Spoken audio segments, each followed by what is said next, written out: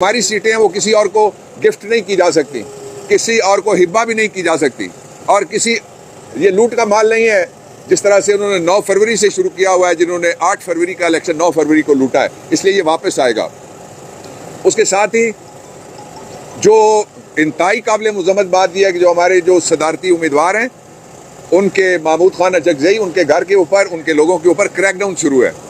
ये कैसा इलेक्शन है कि जो इलेक्शन लड़ने के लिए जाता है, MPA के लिए गया तो आपने देखा चौधरी परवेज इलाही साहब के जो खवातीन गई थी वहाँ उनसे पेपर छीने गए, और अब जो आखिरी इलेक्शन हो रहा है सदर का वो भी गैर आईनी और गैर कानूनी है, इसलिए कि पूरे पाकिस्तान में जो सदर का इलेक्ट्रल कॉलेज है उसकी 93 सीटें इस वक्त मौजूद नहीं है। जब मैं आपसे बात कर रहा हूँ 93 सीटें उसकी इस वक्त मौजूद नहीं है। उसके साथ ही जो एक किस तरह से मजाक हो रहा है आइन के साथ कि एक आईनी ओहदेदार जो इस वक्त भी मौजूद हैं सेनेट के अंदर, MPA का इलेक्शन लड़ा, MPA हो गए, दोनों ओहदे पास हैं। ये पता लगता है मार्शल लॉ है जिसमें जनरल मुशर्रफ मार्शल एडमिनिस्ट्रेटर भी था और चीफ एग्जीक्यूटिव भी था, और उसके नीचे नून लीग का प्रेसिडेंट जो था वो बैठा रहा, मरहूम तारड़ साहब। तो ये मजाक मजीद नहीं चल सकता।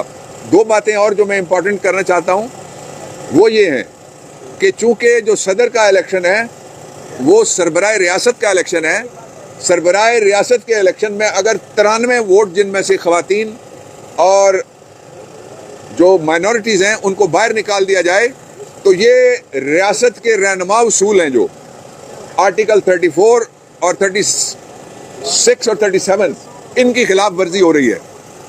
मैं ये मुतालबा भी दोहराना चाहता हूँ कि जो गैर आइनी तौर पे बैठे रहे 5 हुकूमतों में, वो सारे के सारे जितने भी लोग बैठे रहे गैर आइनी औहदा उन्होंने इस्तेमाल किया, वसाइल इस्तेमाल किए, उनका नाम ECL में डालना चाहिए फौरी तौर पे ताकि कोई भाग ना सके। और ये जो पाकिस्तान के अंदर इस वक्त हालात हैं, माशी तौर पे बेड़ा गर्क कर दिया गया है। जितनी महंगा पेट्रोल होने जा रहा है, गरीब आदमी गधा गाड़ी पे बैठने पे मजबूर हो जाएगा और साइकिल चलाने पे मजबूर हो जाएगा।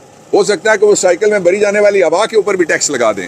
अभी IMF के साथ इन्होंने वादा किया कि हम 18% GST लागू कर रहे हैं पेट्रोलियम प्राइसेस पे, और एक महीने में नहीं, एक हफ्ते में नहीं, एक रात में ये तब्दील कर रहे हैं रेट्स, जिसका सीधा सीधा असर तो गरीबों पे होता है।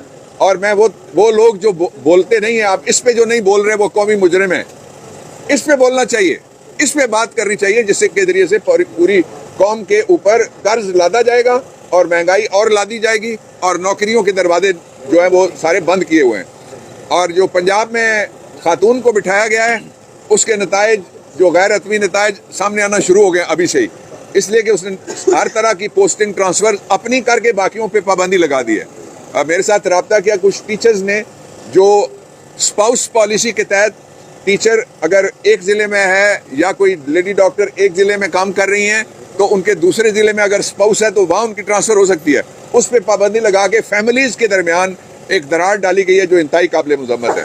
ECP के अलावा भी मामलात हैं, लेकिन ECP के 2 मामलात उनमें बड़ी इंपॉर्टेंट डेवलपमेंट हुई है।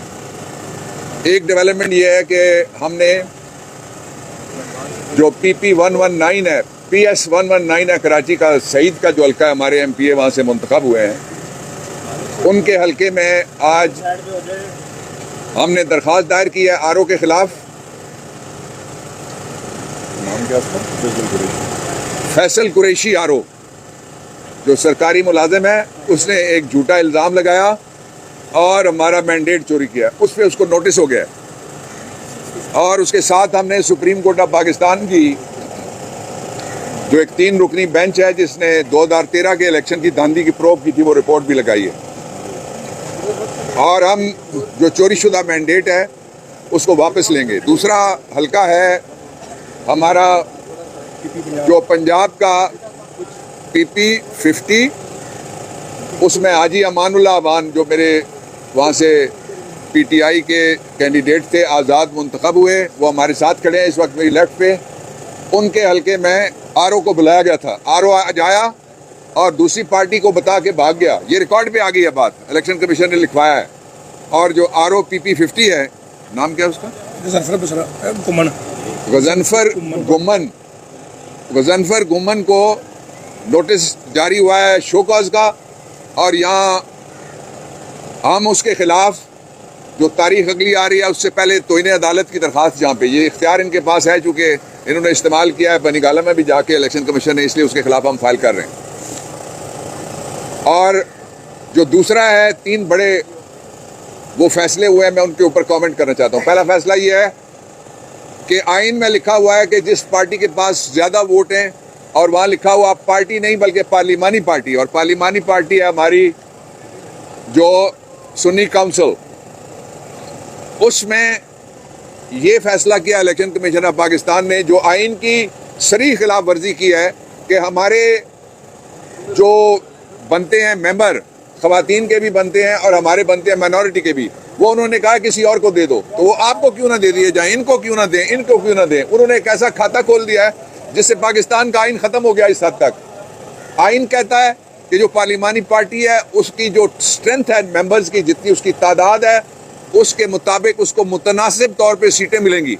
इलेक्शन कमीशन कहता है नहीं, ये हमारे पास दरख्वास्त आ गई है नवाज शरीफ की, हमारे पास दरख्वास्त आ गई है फलाने की, और ये सीटें उठा के कुछ उसको दे दो, कुछ कराची सिंध में और कुछ इधर उधर बांट दो।